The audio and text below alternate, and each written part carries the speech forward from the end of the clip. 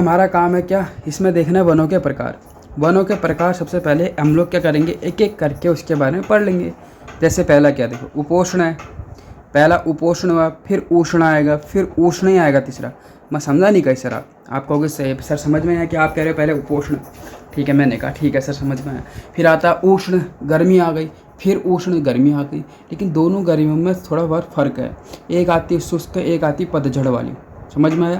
पहली गर्मी आएगी वो हल्की शुष्क रहती है, और दूसरी वाली जो आएगी वो पतझड़ वाली आएगी। समझ में आया? बिल्कुल। अब देखो उष्ण कटिबंधीय वन आया, दूसरा क्या कहा मैंने, उष्ण रहा, तीसरा भी उष्ण है। दूसरे वाले में उष्ण रहने का मतलब क्या, वो क्या है, शुष्क है। तीसरा वाला पतझड़ वाला है, ठीक है। उसके बाद जैसे ही पतझड़ हुआ तो फिर कौन आ जाता है कहोगे, फिर आपके आते हैं कोणधारी वन। कौन आए, जो कोण बनाते हैं, ठीक है, नुकीले टाइप के जो वन हो गए, ठीक है, उसको कह लोगे कोणधारी वन। ठीक, उसके बाद कौन सा आता है, अब जब कोण आ गया, फिर भाई एक चीज़ बताओ, कोण आया ना, अब एक चीज़ बताओ, कोण जो होंगे वो कहाँ पाए जाएंगे, वन कहाँ पाए जाएंगे आखिर, तो 5वें नंबर पे आता है पर्वतीय में। पर्वतीय, अब पर्वत में क्या होंगे, जहाँ पर्वत होगा वहाँ पे क्या ठंडा होगा, तो भैया शीतोष्ण हो जाएगा, वही चीज़ आगे। फिर आता है अल्पाइन वन, इसी को क्या कहते हैं कहोगे, अल्पाइन वन की जगह इसको कहते हैं उप अल्पाइन, ठीक है, अल्पाइन भी कहते हैं और उप अल्पाइन भी कहते हैं इसको। और लास्ट वाला अल्पाइन झाड़ियाँ तथा घास के मैदान, इसको मतलब अल्पाइन जो झाड़ियाँ होती हैं उसी को क्या कहते हैं, घास के मैदान। घास के मैदान बुग्यालों को कहते हैं, वो भी याद रखना। समझ में आया कुछ? बिल्कुल याद करो दोबारा। पहले क्या आता है, उपोष्ण, ठीक है, कटिबंधीय वन, ठीक है, फिर उष्ण आता है, वो शुष्क वाला हो गया, और तीसरा वाला क्या है, वो शुष्क नहीं, वो पतझड़ वाला हो गया। फिर कौन सा आता है, पर्वत आता है, पर्वत ठंडा होता है, सॉरी कोण आता है, फिर पर्वत आता है, फिर अल्पाइन आता है जिसको उप अल्पाइन भी कहते हैं, और लास्ट वाला जल्दी से जल्दी बताओ तो अल्पाइन झाड़ियाँ जिसको घास के मैदान कहते हैं। तो अब हम लोगों ने इसका कर दिया थोड़ा बहुत याद। अब हम लोग क्या करेंगे, देखो चलो पहले ही तो भैया मैं तो भूल गया कि वीडियो अच्छी लगती है तो वीडियो को लाइक और चैनल को सब्सक्राइब कर दीजिए फटाफट फटाक। अब आता है उपोष्ण कटिबंधीय वन, सबसे पहला जो वन आते हैं, तो इनकी हाइट पूछी जाती है। तो आपको याद रखना 750 से, देखो कभी कभार क्या होता है ना, बताता हूँ, 750 से 1200 लिखा है ना यहाँ पे। कभी कभार आयोग क्या करता है, बच्चों को थोड़ा हम क्या करें, बेवकूफ़ बना लेते हैं। बेवकूफ़ बनाने का मतलब क्या करते हो, 750 से दे देंगे 1300। अब बच्चे कन्फ्यूज, सर ये तो ऑप्शन में है ही नहीं 1200 वाला। तो उस टाइम पे आपको क्या करना होता है, जो नियरेस्ट रहेगा, तो भैया 750 तो दिख रहा है ना, तो 1200 हो गया, 1200 की जगह 1300 भी आ जाएगा। तो आपको याद रखना, अगर पाता है क्या आप पाते हो उसमें, किसमें क्वेश्चन पेपर में आपका आता है उपोष्ण कटिबंधीय वन कितने हाइट पर पाते हैं या पाए जाते हैं, तो 750 से 1200, कभी 1300 आ गया तो भी कोई दिक्कत नहीं, हम कर सकते हैं। ये जो वन होते हैं इसकी हाइट से नीचे पाए जाते हैं, ठीक है, ये देखो कम हाइट वाले क्षेत्रों में पाए जाते हैं। इसमें उत्तरांचल का पूरा उप हिमालयी क्षेत्र आता है, ये याद रखना। क्या कह रहा है, इसमें उत्तरांचल का पूरा उप हिमालयी क्षेत्र आता है। साल इन वनों का प्रमुख वृक्ष है, ठीक है। इम्पोर्टेंट आया, क्या आया, इम्पोर्टेंट, फर्स्ट याद रखना। फर्स्ट जो आता है क्या कहते हैं, वनों का प्रकार, उसमें क्या होता है, साल में एक बार आया, तो साल याद रखना। तो साल जो होता है वो क्या होता है, उपोष्ण कटिबंधीय वन का सबसे प्रमुख वृक्ष होता है। क्या होता है, साल, ठीक है, साल। तो याद रखना, साला जो होता है वो जब जीजा के घर जाता है तो उसको क्या हो जाता है कहोगे, बहुत साला ही तो जाता है, तो क्या हो जाएगा, उसमें उपोष्ण होता है। पहली मतलब वनों का पहला प्रकार ही क्या हो जाता है, उपोष्ण होता है। उस टाइम पे कौन जाता है, साला जीजा के घर जाता है, जिस टाइम पे वनों का पहला प्रकार होता है, स्टार्टिंग होती है, ठीक है।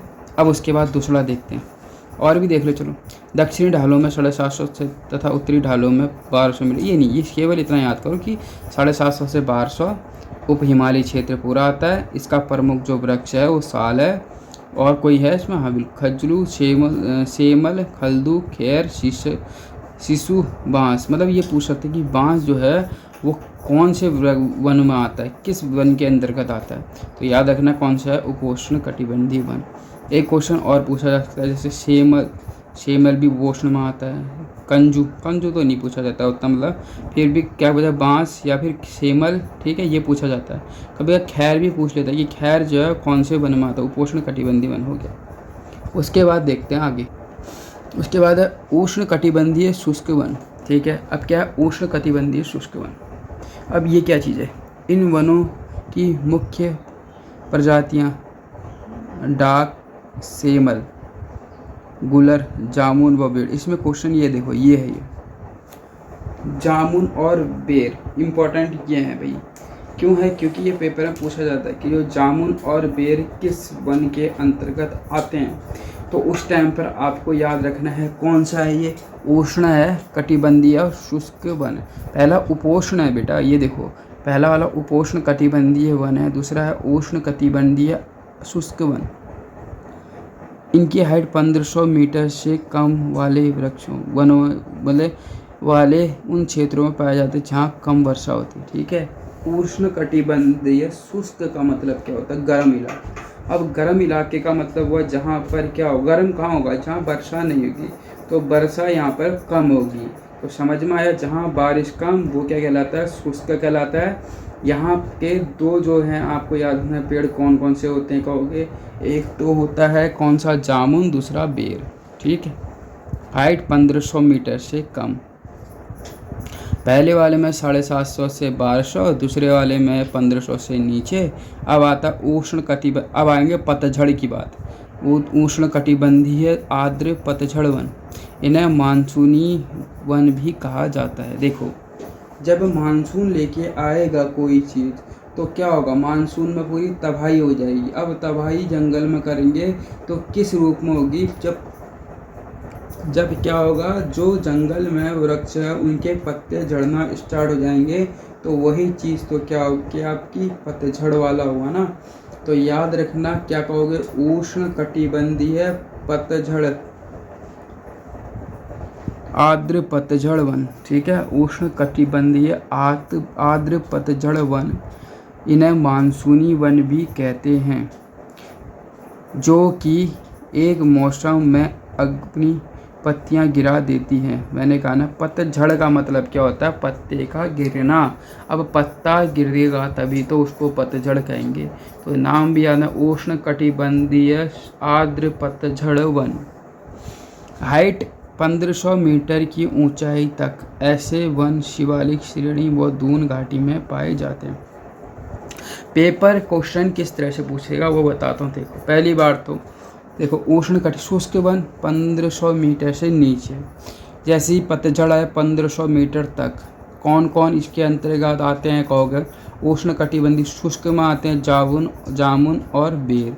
साल भी आता है, सेमल आता है, सॉरी, वो भी समझ में आ गया आपको।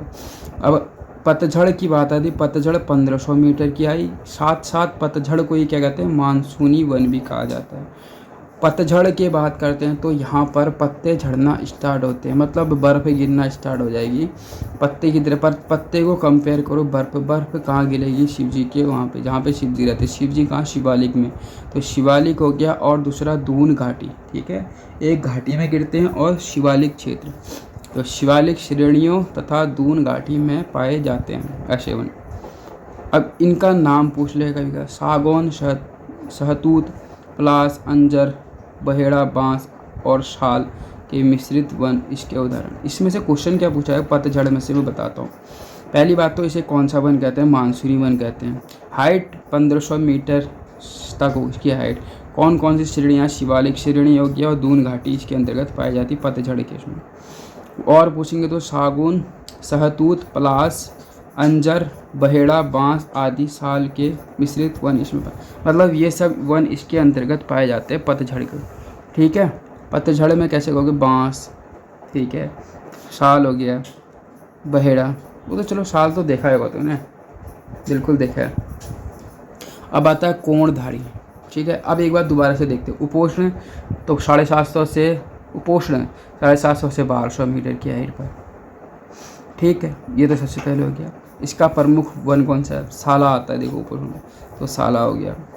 फिर आता है उष्ण कटिबंधीय, जो होते हैं 1500 मीटर से कम वाली, 1500 मीटर से कम वाली हाइट पर पाए जाने वाले वन कौन सी कहते हैं? उपोष्ण कटिबंधीय शुष्क वन।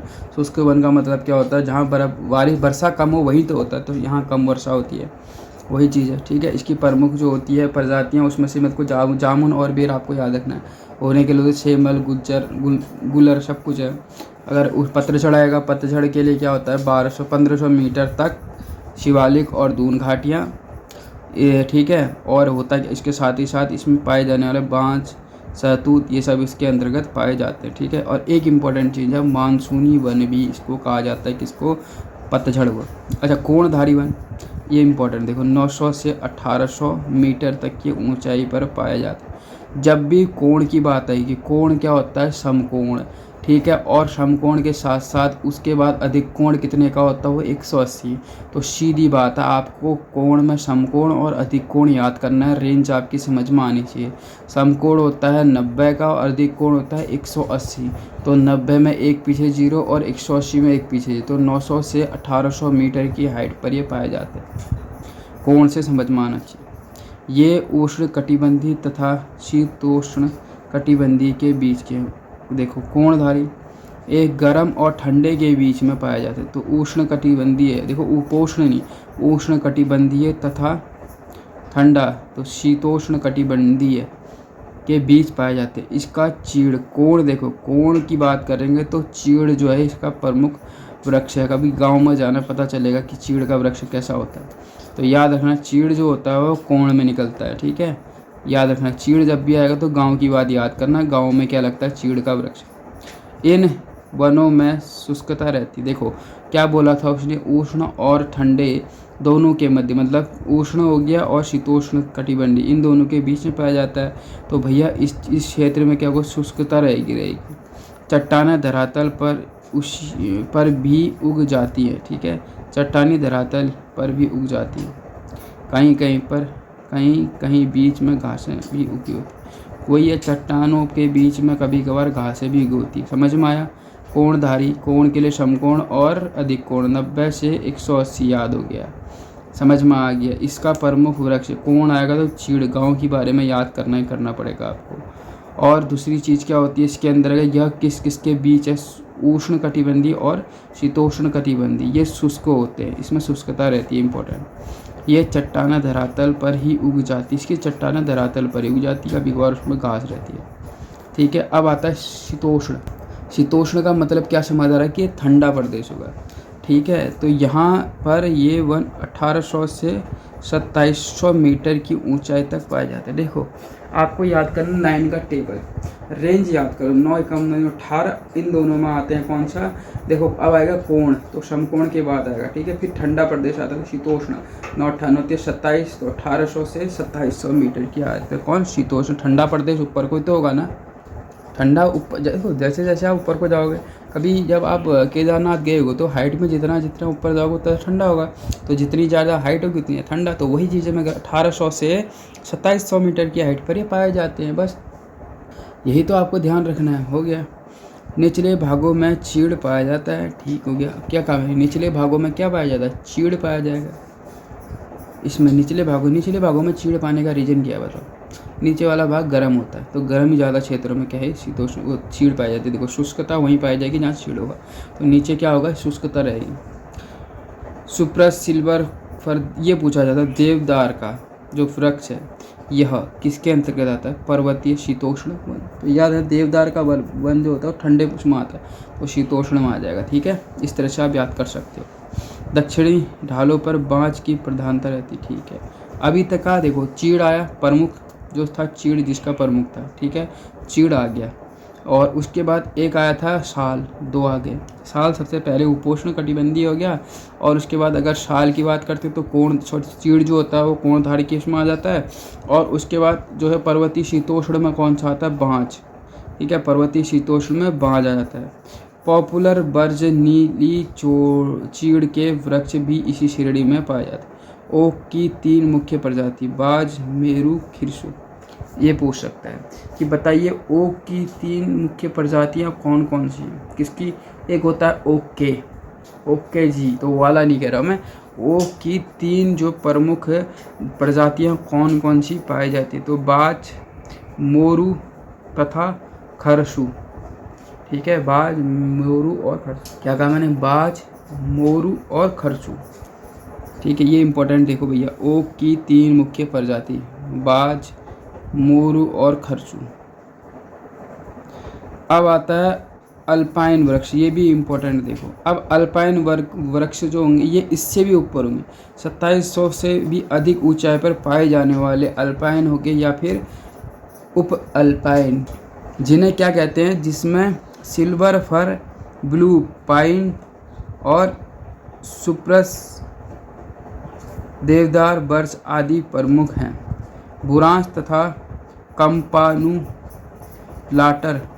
कंपानुलाटस अन्य मुख्य प्रजातियाँ। ये देखो बुरांश जो है, बुरांश ये पूछा जा सकता है कि बुरांश जो किसके अंतर्गत पाया जाता है। तो अल्पाइन जो क्षेत्र होते हैं, अल्पाइन वन होते हैं, उसके अंदर बुरांश पाया जाता है।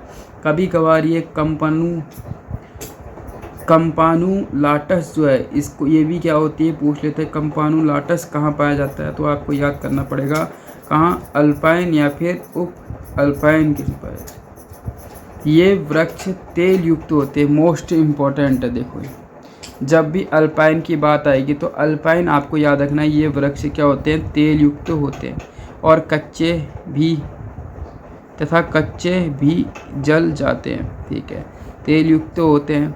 अरे यार तुमने चीड़ देखा, चीड़ क्या कहते हो यार, वो कुछ होता है जिसको आप अगर काटोगे, चूड़ कहते हैं हमारे उधर, चूड़ आपके उधर क्या कहते हैं। उसके पेड़ को अगर आपने छोटा सा भी चूड़ लगाया तो आग बहुत जल्दी पाई जाती है, पकड़ लेती है। तो वही चीज़ होता है, ये वृक्ष तेल युक्त होते हैं, कच्चे भी जल जाते हैं। ठीक है, वो जल की बात है, नॉट जल, पानी की बात नहीं, जल जाते हैं आसानी से। तो वही है, अल्पाइन जो होते हैं 2700 मीटर की हाइट पर पाए जाते हैं, जिसमें सिल्वर फर, ब्लू पाइन, देवदार, बर्च। अच्छा ये पूछा जाता है देवदार का वृक्ष किसके अंतर्गत पाया जाता है, तो अल्पाइन वन के अंतर्गत पाया जाता है। यार देवदार कहाँ, अल्पाइन वन के अंतर्गत पाया जाता है। बुरांश तथा कंपानुलाटस अन्य प्रजातियाँ। ये क्या है, तेल युक्त है। ठीक है, तेल युक्त होते हैं तथा कच्चे भी जल जाते हैं। सबसे पहले आपसे क्वेश्चन क्या पूछेगा, मतलब ऐसे वृक्ष जो तेल युक्त हो, तो याद रखना कौन से हैं, अल्पाइन हो गए। जो तेल युक्त है कौन से, अल्पाइन वृक्ष हो गए। कच्चे भी जल जाते हैं तो किसके अंतर्गत है, अल्पाइन वृक्ष के अंदर। ठीक है, उसके बाद है अल्पाइन झाड़ियों की बात आई। तो झाड़ियाँ तो भैया सबसे ज़्यादा हाइट पर आसानी से उगेगी ना। देखो सीधी बात है, झाड़ियाँ समझ में आती है, तो झाड़ियाँ कहाँ उगेगी भाई, झाड़ियाँ वहीं तो होगी जहाँ पे कुछ उसको चाहिए नहीं। पेड़ ऊपर होंगे नहीं हाइट पे, तो वहाँ पे थोड़ी बहुत झाड़ियाँ उग सकती है ना। तो हाइट ज़्यादा याद रखना, कितनी जब हाइट ज़्यादा हो तभी क्या होगी, अल्पाइन झाड़ियाँ या घास के मैदान होंगे। तो उनके लिए हाइट जो होगी वो देखो 3000 से 3600 मीटर की ऊंचाई पर पाए जाते हैं। मैंने कहा जितनी ज़्यादा हाइट उतनी ज़्यादा झाड़ियाँ होंगी, नॉट वृक्ष की बात नहीं है, वृक्ष की मात्रा वहाँ कम होने लग जाती है क्योंकि वो उसके लिए आवरण नहीं होता। तो याद रखना झाड़ियाँ जब भी आएगी तो उसको 3000 से 3600 की रेंज में रखोगे। झाड़ियों के साथ स्थान स्थान पर अल्पाइन वनस्पति भी बिखरे होते हैं। ठीक है, बिखरे रूप में पाए जाते हैं। इन झाड़ियों पर जूनिपर, विलो, रिप्स आदि प्रमुख रूप में उगते हैं, जो वृक्ष रेखा से भी ऊपर तक पाए जाते हैं। कहाँ, वृक्ष रेखा से भी ऊपर तक पाए जाते हैं।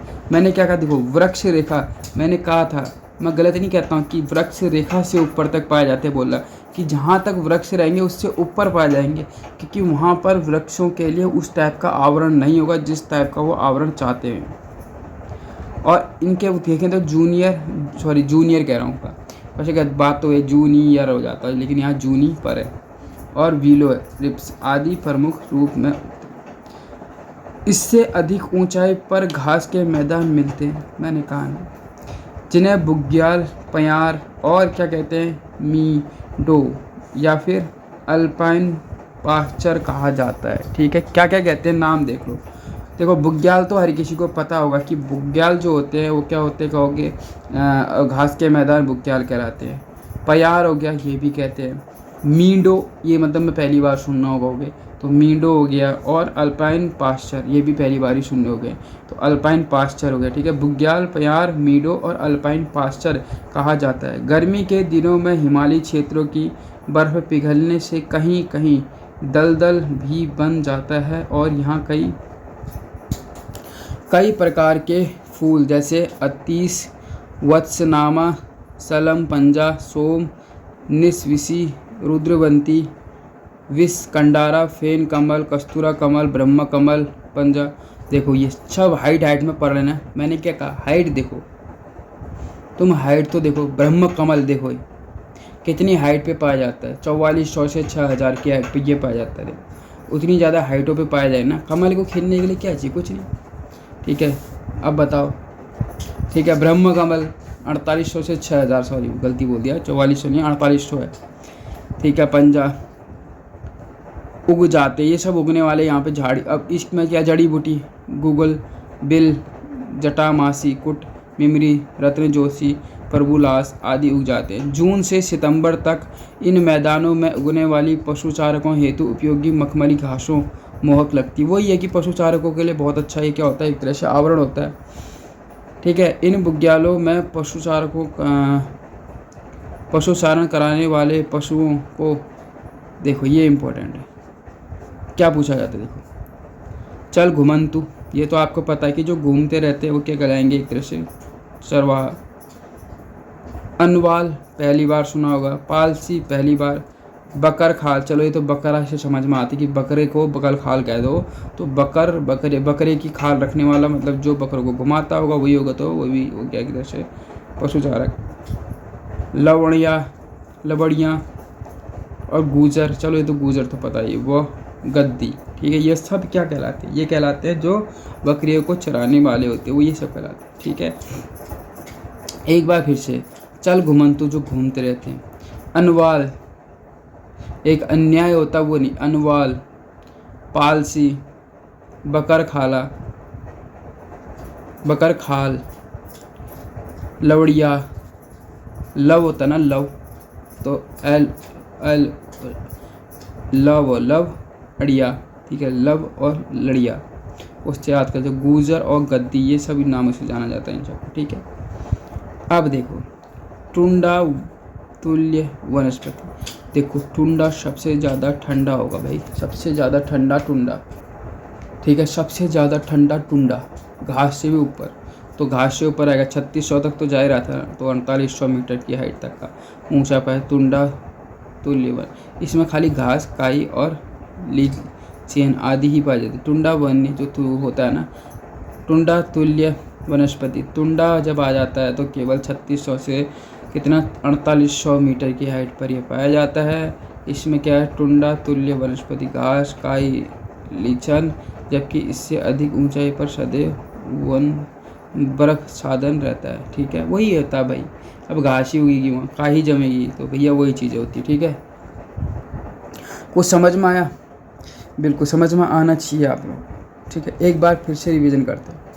वनों के प्रकार, पहला होता है उपोष्ण कटिबंधीय, दूसरा होता है उष्ण कटिबंधीय शुष्क वन, तीसरा उष्ण कटिबंधीय, अभी को उसके बाद पतझड़ आ गया, फिर कोण आ गया, फिर आता है आपका पर्वत आता है, कोण के बाद ही तो पर्वत आएगा, तो पर्वतीय शीतोष्ण वन है, पर्वत में क्या ठंडा होगा। फिर आता है अल्पाइन या फिर उप अल्पाइन वन कह रहा हूँ ना, झाड़ियाँ, फिर आता है अल्पाइन झाड़ियाँ।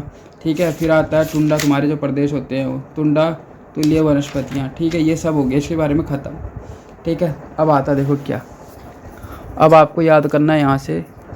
अब ये देखते हैं राज्य के प्रमुख बुग्याल। अब बुग्याल देखते हैं, संतोपत, घस्तोली, रत्नाकुण, लक्ष्मीवन, ये सभी बुग्याल चमोली के अंतिम गांव माड़ा में। इम्पोर्टेंट, मोस्ट इम्पोर्टेंट क्या है बताता हूँ, संतोपत है भाई। संतोपत कहाँ पाया जाता है, संत चमोली के माड़ा में। ठीक है, अंतिम गांव माड़ा। ठीक है, क्या कहा मैंने, संतोपत, घरतोली, रताकोण, लक्ष्मीवन, ये सभी बुग्याल चमोली के अंतिम गांव माड़ा के ऊपर हैं। ठीक है, मतलब आपसे पूछा क्या जाएगा, देखो संतोपत तो इम्पोर्टेंट है, उसको तो आप दिमाग में छाप के रखो, ये बहुत इम्पोर्टेंट है। कौन सा, संतोपत। घरतोली भी इम्पोर्टेंट है। फिर रताकोण, लक्ष्मीवन, कभी कभार लक्ष्मीवन पूछा जाता है, और ये संतोपत, ये दोनों तो दिमाग में छप लो कि चमोली के जो माड़ा है उसके ऊपर है। नंद कानंद, यह फूलों की घाटी के ऊपर। नंद कानन, ये इंपॉर्टेंट चीज़ें पढ़ा रहा हूँ, इसको मजाक में मत लेना। फूलों की घाटी, ये तो भैया पता ही हर किसी को, चमोली में स्थित है। चमोली में कहाँ स्थित है, क्वेश्चन पूछ लेगा भैया, तो जोशीमठ और बद्रीनाथ मार्ग पर। यह नर एवं गंधमादन पर्वतों के मध्य में भ्यूंडार घाटी में स्थित है। ठीक है, कहाँ पर, नर एवं गंधमादन पर्वतों के मध्य। कौन सा घाटी कहोगे, भ्यूंडार घाटी के मध्य स्थित है। भ्यूंडार गंगा पार्क तथा स्माइथ पार्क इसके अन्य नाम है। ठीक, इसके नाम क्या है, भ्यूंडार गंगा पार्क तथा स्माइथ पार्क इसके अन्य नाम है। ठीक है, ब्रिटिश पर्वतारोही फ्रेंच इस्माइल ने इसकी खोज 1931 में की। कभी कब भाई ये क्वेश्चन इतनी तगड़े वे में आपको याद होना चाहिए ना कि कोई भी पूछे आप उसको आसानी से बता सकते हो, क्योंकि हमने आपको ये पढ़ाया है। ठीक है, फूलों की घाटी के अन्य नाम भुंडा गंगा पार्क तथा स्माइथ पार्क इसके अन्य नाम है। ब्रिटिश पर्वतारोही फ्रेंच स्माइथ ने इसकी खोज की। इसका नाम क्या है? इसकी खोज स्माइथ क्यों पड़ा? क्योंकि फ्रेंच ब्रिटिश पर्वतारोही कौन? फ्रैंक स्माइथ ने इसकी खोज 1931 में करी। ठीक है, किसने? ब्रिटिश था। कौन? पर्वतारोही कौन? फ्रैंक स्माइथ ने इसकी खोज 1931 में की। ठीक है, ओली इम्पोर्टेंट है भाई, ये भी बहुत अच्छा ही प्लेस है, मतलब यहाँ जाने का हमारा भी शौक था लेकिन हम जा नहीं पाए। चमोली में स्थित है। फूलों की घाटी चमोली में बद्रीनाथ और जोशीमठ में स्थित है। इसके अन्य दो न मतलब कहाँ? नर और गंधमादन पर्वतों के मध्य में एक कौन है? भन्यूडार।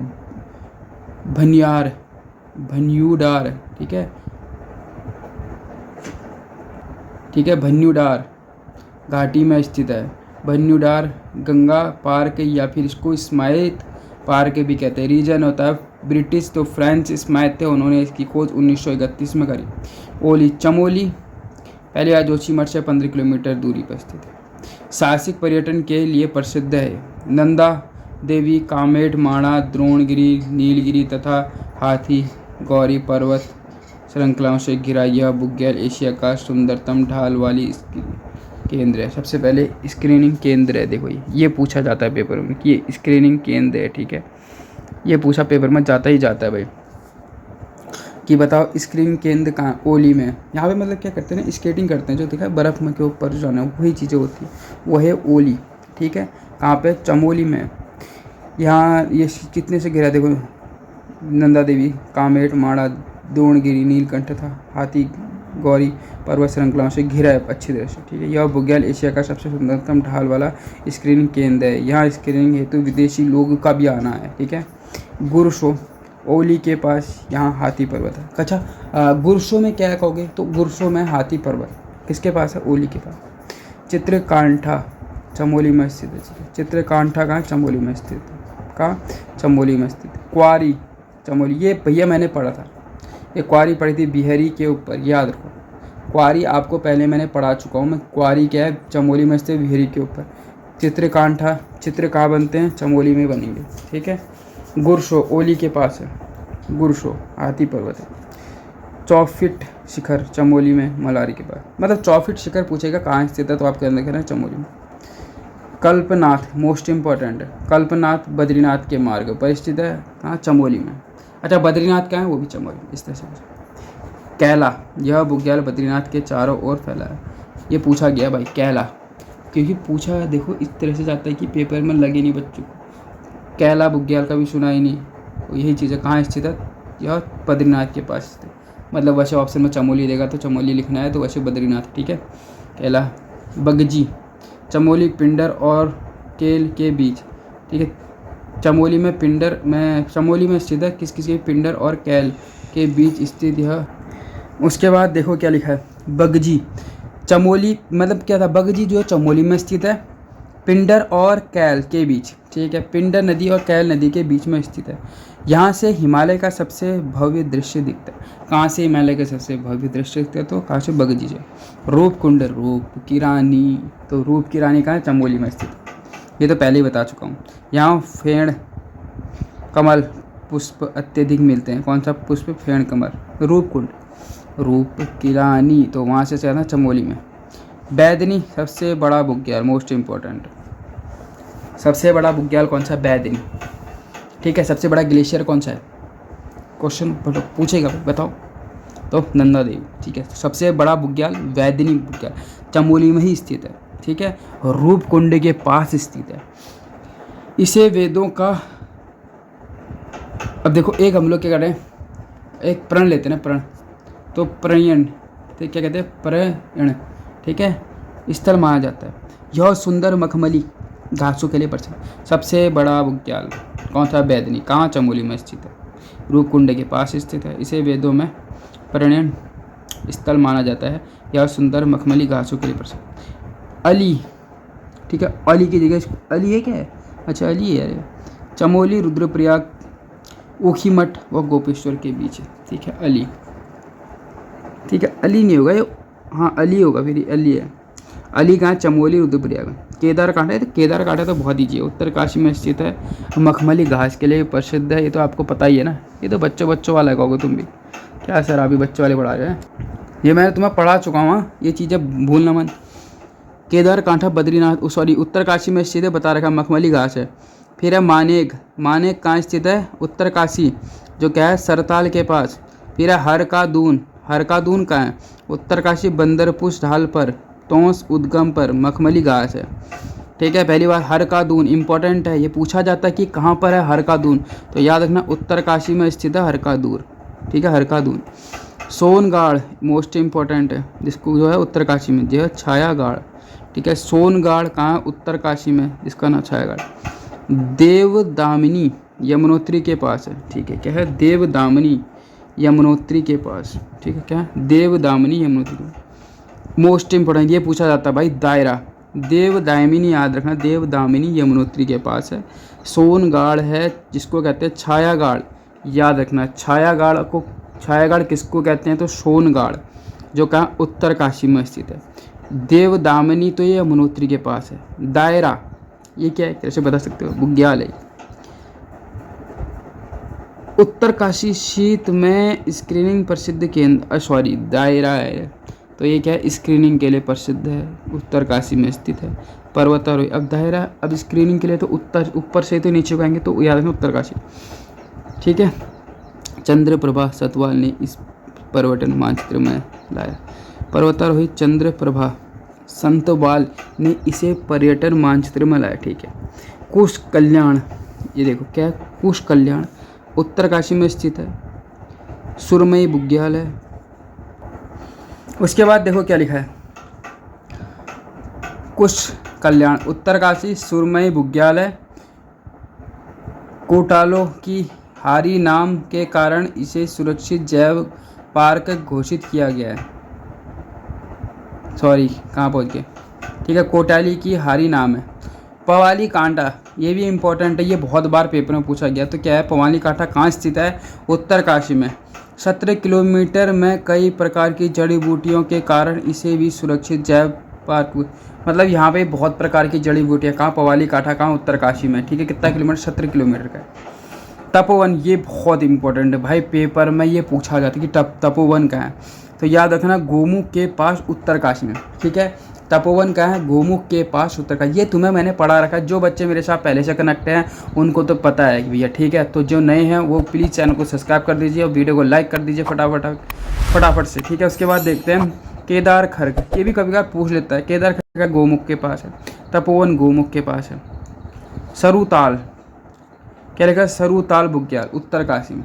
ये देखो तुमने बहुत कम सुना होगा, लेकिन पेपर में कई बार पूछ लेगा, तो क्या करोगे? तो सरुताल का है उत्तरकाशी में। मासरताल सहस्त्रताल मोस्ट इम्पॉर्टेंट है भैया, टिहड़ी में बूढ़ा केदार, ये तो पता ही है बच्चों को। सहस्त्रताल, बस मासरताल याद रखो। सहस्त्रताल और मासरताल जो है कहाँ पर स्थित है कहोगे, तो याद रहा बूढ़ा केदार जो कहाँ है, बूढ़ा केदार कहाँ है? वो ही टिहड़ी में। अब कभी कभार क्या क्वेश्चन पूछा बूढ़ा केदार कहाँ है, तो क्या करोगे? फिर कन्फ्यूजन, तो याद रखना टिहड़ी में बूढ़ा केदार स्थित है, तो वहाँ पर कौन सा है? मासरताल या सहस्त्रताल। फिर आता है जौराई, जौराई कहाँ है? टिहड़ी सहस्त्रताल के आगे, ठीक है। जौराई कहाँ है कहोगे, तो सहस्त्रताल के आगे है। जौराई कहाँ है? राई जो होगी वो टिहड़ी में होगी, क्या? राई होगी है टिहड़ी में, ठीक है। अप्सराएँ, वाह वाह, अप्सराएँ मैंने पहले ही बताया था टिहड़ी में, जिसको कोटली भी कहते हैं। याद रखना अप्सराएँ कहाँ है? टिहड़ी में। कुश कल्याण के आगे पांडव की चोटी पर स्थित है, ठीक है। अप्सराएँ कहाँ? याद रखना अप्सराएँ हैं टिहड़ी में। खतलिंग ग्लेशियर जो कहाँ? टिहड़ी खारसोली से पहले रीही के पास। खतलिंग कहाँ? टिहड़ी में, खारसोली के से पहले रीही के पास। अब आता है मतलब खतलिंग ग्लेशियर कहाँ है, तो कहाँ है? टिहड़ी में। इस तरह से आता है। खारसोली कहाँ है? टिहड़ी में, टिहरी के एकदम उत्तर में। खारसोली कहाँ है, ये भी टिहरी में। खतलिंग कहाँ है, ये भी टिहरी में। अप्सराएँ टिहरी में। जौराई टिहरी में। माँ सरताल या सहस्त्रताल टिहरी में। ठीक है। चोपता इम्पोर्टेंट है। थोली, मणि, मनड़ी, बर्मी व मद महेश्वर कहाँ है, सब रुद्रप्रयाग में। इसमें से मतलब मस्ट जो इम्पोर्टेंट है, एक तो चोपता है, मद महेश्वर। ठीक है, ये दोनों पूछा गया। तो चोपता कहाँ है, रुद्रप्रयाग में स्थित है। कफनी ग्लेशियर मोस्ट इम्पोर्टेंट, बागेश्वर में। ये बहुत बार पूछा, बहुत ही बार। तो कफनी कहाँ है, कफ लग रहा है। ठीक है, तो बागेश्वर में। किसके पास, पिंडारी ग्लेशियर। अच्छा, पिंडारी ग्लेशियर कहाँ है, बागेश्वर। क्वेश्चन देखो 2 से 3 बार इस तरह से पूछा है कि आपसे क्या पूछेगा, तो पिंडारी ग्लेशियर क्या है, बागेश्वर। और कहाँ, कफनी। फिर आता है पिंडारी नामिक जोहार खलिया छिपलाकोट रहाली लड़ी पांगती। मोस्ट ये भी पूछा जाता है। लड़ी पांगती, थाला, दाल, थार था आदि बुग्याल पिथौरागढ़ में। अच्छा, पिंडारी ग्लेशियर क्या है, पिथौरागढ़। नामिक पिथौरागढ़, जोहार पिथौरागढ़, खलिया छिपला कोट इम्पोर्टेंट है, रहाली लड़ी पांगती और थाला इम्पोर्टेंट है। ये पिथौरागढ़ में पाए जाने वाले बुग्याल। कौन कौन से, पिंडारी है, नामिक है, जोहार है, खलिया है, छिपला कोट। ये छिपला कोट तो बहुत बार पूछा गया है। लड़ी पांगती, ठीक है, ये पिंडारी हो गया। नामिक ग्लेशियर बहुत बार पूछा है। जोहारी बहुत बार पूछा है। तो पिंडारी, नामिक, जोहारी हो गया। खलिया, छिपला कोट, रहाली, लड़ी पांगती, थाला, थारथा आदि बुग्याल सब पिथौरागढ़ में स्थित है। ठीक है, तो वीडियो आपको कैसी लगती है, वीडियो अच्छी लगती है वीडियो को लाइक और चैनल सब्सक्राइब कर दीजिए। मिलते हैं नेक्स्ट वीडियो के साथ। इसका दूसरा पार्ट ले आएंगे, उसमें हम पढ़ने वाले हैं क्या, वनों का प्रशासनिक विभाजन, इसके बारे में हम पढ़ेंगे। चलिए मिलते हैं नेक्स्ट वीडियो के साथ।